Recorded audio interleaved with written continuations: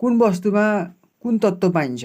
सुर्तीको पातमा nicotine, चियामा tannin, कफीमा caffeine, कोकाकोलामा थियोब्रोफिन होइन।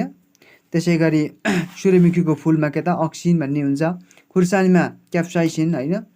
त्यसै गरी हरियो पातमा क्लोरोफिल भन्ने हुन्छ। दुधको सेतो पदार्थ भनेको केजिन हो। सिस्नुको पातमा के त मिथाइनिक अथवा फर्मिक एसिडको कुरा छ। बारुला मौरीको टोकाइमा प्रयोग हुने के त एसिटिक एसिडको कुरा छ होइन। रक्सी के हो त? अल्कोहल, इथानोल हो।